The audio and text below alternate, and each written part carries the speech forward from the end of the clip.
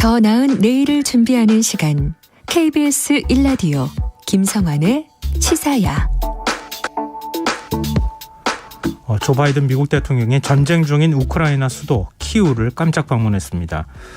푸틴 러시아 대통령은 전쟁 책임을 서방에 돌리며 지금 공세를 이어갈 것임을 분명히 하고 있는데요. 곧 1년을 맞이하는 우크라이나 전쟁 앞으로 어떻게 전개될지 정재원 국민대 러시아 유라시아학과 교수 연결해서 얘기 나눠보도록 하겠습니다. 교수님 안녕하십니까? 예, 안녕하십니까? 네, 바이든 대통령이 미군 없는 전쟁터에 방문을 해서 사실은 전 세계가 놀라지 않았습니까? 예, 그렇습니다. 이번 방문 어떻게 교수님께서는 보고 계십니까? 예, 좀 전에 말씀하셨다시피 일반적으로 이제 미국의 대통령들은 자신들이 지금 점령지에서 미군이 있는 지역에서 방문을 했었는데요. 네. 이렇듯 이제 미군이 없는 지역에 80세 노인이 굉장히 위험한 기차를 타고 이 우크라이나 현지에 비록 5시간이지만 이렇게 도착을 했다는 거는 이제 많은 의미를 준다고 생각합니다. 일단 네. 우크라이나 군인들과 국민들에게 이제 사기를 북돋는 역할을 했고요. 또 바로 그 조금 뒤에 있었던 푸틴 연설에도 대비되는 어떤 푸틴에게도 하나의 그 보란 듯이 한 그 영향을 주는 그런 방문이었다고 이렇게 볼 수 있겠습니다. 네, 뭐 일종의 해볼 테면 해봐라. 뭐 예, 지금 이제 대공습이 예정되어 있는 상황이다 이런 얘기들이 많이 나왔잖아요. 그렇습니다. 공습해볼 테면 해봐라. 우리가 반격하겠다. 뭐 이런 메시지도 좀 주고 있는 거 아닌가 싶은데요. 예, 맞습니다. 뭐 이번 방문이 마치 007 작전을 방불케 했다고 하더라고요. 예, 지금 예. 폴란드에서 열차를 타고 10시간 동안 지금 키우로 이동했다는 거 아닙니까? 예, 그렇습니다. 보통 다른 정상들도 이런 식으로 이동합니까?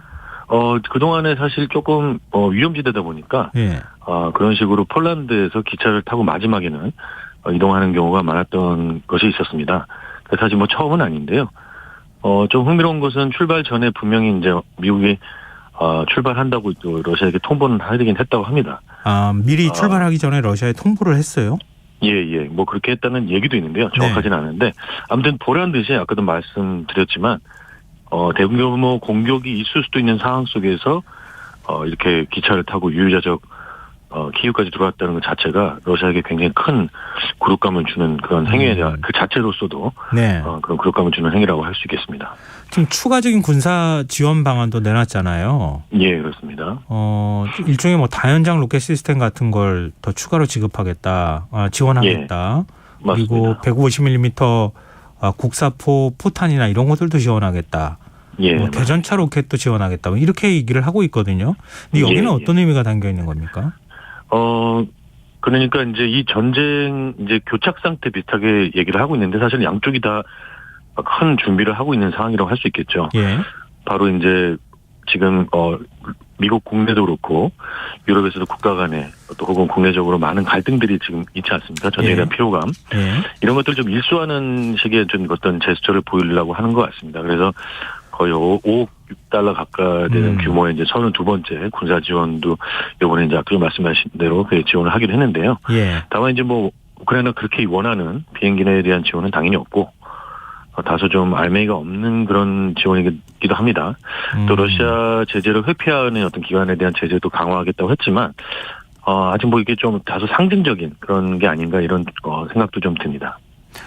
그러면 아까도 이제 잠깐 언급이 됐지만 러시아가 지금 이제 전쟁 1주년을 맞아서 대대적인 공습, 특히 이제 봄이 다가오잖아요. 대대적인 공습에 나설 것이다 이렇게 얘기를 하고 있는데 예를 들면 이제 그 다연장 로켓이라든가 대전차 로켓이나 이런 것들을 대규모로 지원하게 되면 러시아가 공세를 펼치기가 조금 어려워지지 않겠습니까? 그러지 않아도 지금 뭐 독일하고 미국 전차들도 지원해주고 있는 상황이기 때문에. 예, 맞습니다. 거의 전 유럽이 조금씩 해서 지금 우크라이나에 대대적인 지원을 하고 있죠. 그래서 사실 러시아도 쉬운 일은 아닐 겁니다. 그러니까 공세라기보다는 지금에 있는 그 선을 더 뒤로 후퇴하지 않도록 하기 위한 그런 방어적 공세 그런 정도이지 러시아는 지금 현재 정말 다시 뭐 키이우나 하리키우나 뭐 이런 식으로 전면적으로 전쟁을 하기는 제가 볼 때는 힘들다고 보고요.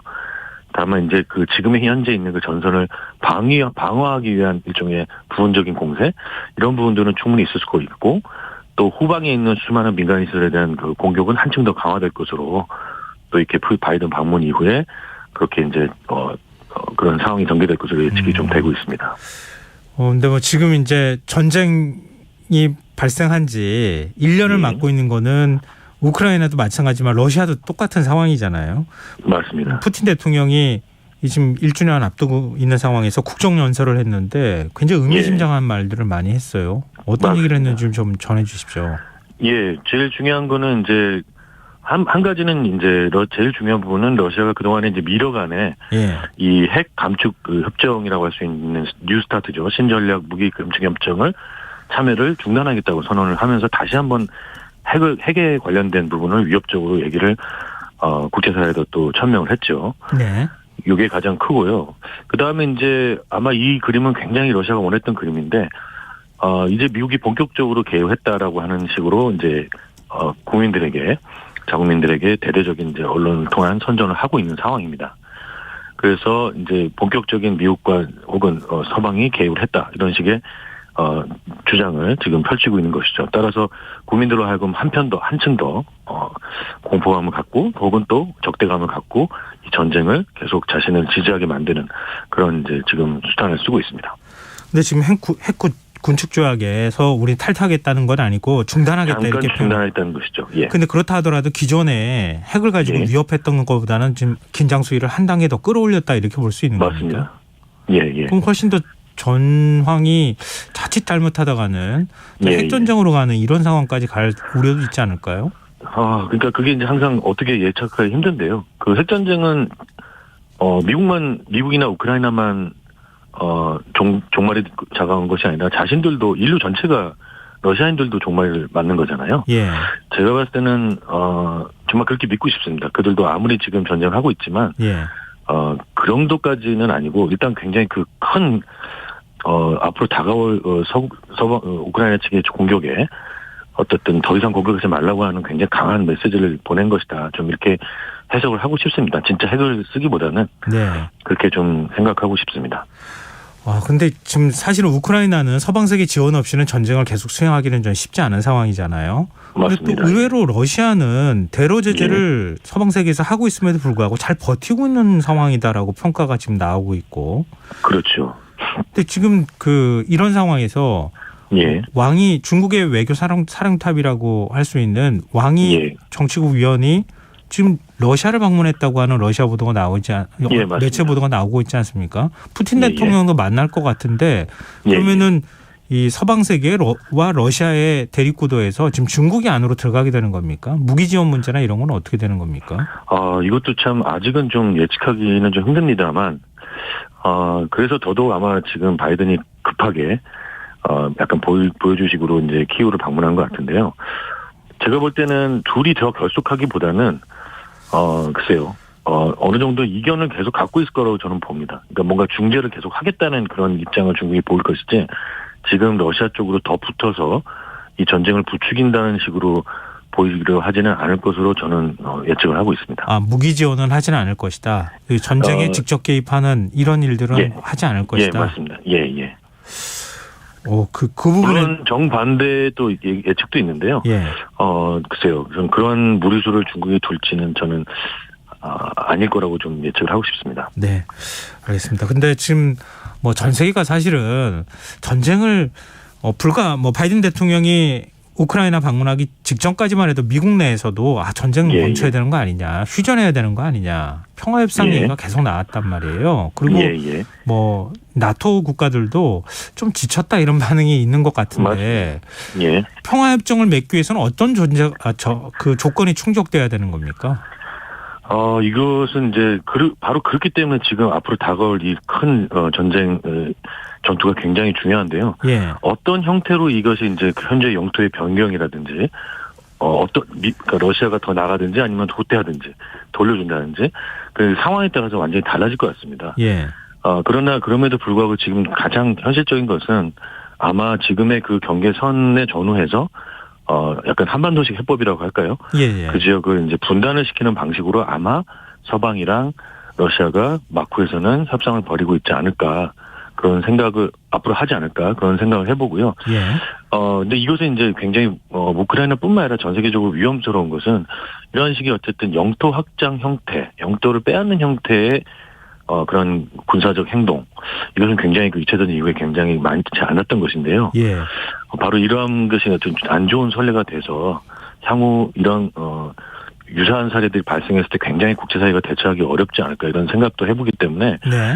원칙적으로는 우크라이나가 빼앗긴 땅을 다 찾는 게 원칙이지만 현실적으로는 불가능하다고 할 때 바로 그러한 해법이 분명히 나올 것이고 이것은 또 안 좋은 결과를 또 낳고 계속적인 분쟁 지역화될 것으로 이제 예상을 하고 있습니다. 그런데 젤렌스키 대통령이 직접 그 남북한 시나리오를 언급했잖아요. 예, 예를 들면 지금 이제 크림반도는 러시아에 그대로 넘겨준다 하더라도 일단 나토 가입은 유예하고 미국의 안보 우산 속으로 들어가는 미국이 안전 보장을 해주는 뭐 이런 정도 시나리오를 얘기하는 거죠. 근데 이제 그것도 약간 그 바로 직전하고 얘기 좀 달라져 갖고요. 좀 더 지켜봐야 될 것 같습니다. 아마 지금 우크라이나 국민들 희생도 많고 그러다 보니까 이제 분명히 이제 그런 대안을 또 마련한 것인데 그것도 역시 마찬가지로 이후에 그 공격 상황이 어떻게 성공하느냐 아니냐에 따라서 또 많이 말이 달라질 것 같습니다. 딱 그것이 하나의 원칙으로 굳어질 것 같지는 않고요. 근데 또 다른 방식도 있을 수 있죠. 뭐 크림은 넘겨주되 뭐 돈바스는 다시 달라든가 뭐 하여튼 다양한 그 시나리오가 아마 얘기될 때 준비되어 있을 거로 봅니다. 다만 앞으로 아까도 말씀드렸지만 지금 이 상황이 교착이 어떤 형태로 바뀌게 되면 모든 그 대안들은 다 완전히 바뀌게 될 것으로 보입니다. 지금 젤렌스키 말도 하나의 굳어진 하나의 의견, 전체 우크라이나 의견이라고 보기는 좀 어렵다고 봅니다. 지금 봄철 공습을 지금 대공습을 예고하고 있는 상황이잖아요. 예를 들어서 양쪽 다. 양쪽에서 지금 진지전을 하고 있는데 이게 전선이 확 뚫린다거나 이렇게 해가지고 우크라이나가 돈바스까지 밀고 나간다거나 이러면 또 협상 내용이 달라질 수 있고 맞습니다. 러시아가 더 밀고 들어오면 또 달라질 수 있다 이런 말씀하신 거예요? 그 말씀입니다. 그러면 평화협정을 맺을 때 러시아는 어떤 조건을 내세울 것 같으세요? 그것도 상황에 따라 완전히 다를 것 같은데요. 어쨌든 러시아는 만약에 이거보다 더 밀리는 상황이 오기 전에 중간중간에 잠깐씩 협상의 얘기가 나왔던 지금의 그 전선, 그 국경선 지금의 선을 어떻게든 지켜내는 방향으로 반드시 이 상황을 종결을 시키려고 할 것 같습니다. 그것이 이제 결국 아까 말씀하셨던 이 유럽과 미국에서의 그 지금 심각한 경제 위기겠지 않습니까? 이런 것들을 계속 이런 상황이 지속된다면 유럽과 미국도 그러한 조건에 아마 우크라이나를 설득하려고 적극적으로 나설 걸로 보이고요. 그래서 이 선에서 어떻게든 자신들의 영토를 최대한 확보하는 선에서 러시아는 만족하고 끝낼 것 같습니다. 그렇게 해야만 푸틴도 어떤 잃는 것이 없게 되거든요. 네네. 지금 바이든 대통령 이번 방문 이후로 미국은 계속 지원하겠다고 하는 의지를 지금 표명한 거잖아요. 맞습니다. 그러면 마쿠에서 평화협정을 맺기보다는 러시아를 더 궁지에 몰아넣는 방식으로 미국이 계속 한다는 얘기입니까? 아니면 어느 정도 시간이 지나서 좀 미국도 평화협정 쪽으로 기울어지는 겁니까? 그러니까 이것도 예측입니다만은 어쨌든 한번 결사적으로 한번 전쟁을 치러보고 더 우크라이나의 의지가 더불어서 조금 더 뺏은 다음에 아마 그 상황에서 더 이상 진전하기 어렵다고 판단되면 그 선에서 아마 그 국경을 우리의 과거 한반도식 해법을 그제 가서야 이제 협상의 우위를 가지고 러시아에게 이거라도 너네 반드시 가질래 하는 안 가질래 하는 그런 식으로 아마 협상을 하지 않을까 싶습니다.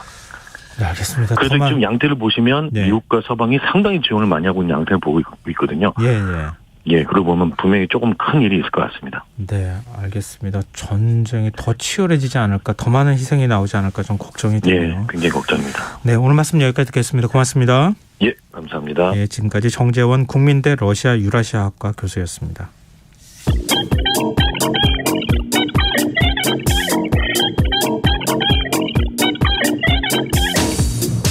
빅데이터로 인터넷에서 화제가 되고 있는 이슈 살펴보는 시간입니다. 이슈 이수다. 빅데이터를 읽어주는 남자 김덕진 미래사회 IT연구소 소장 스튜디오에 나와 계십니다. 안녕하세요. 네, 안녕하세요. 반갑습니다. 김덕진입니다. 자, 한 주간의 이슈 어떻게 뽑으셨습니까? 네, 일단은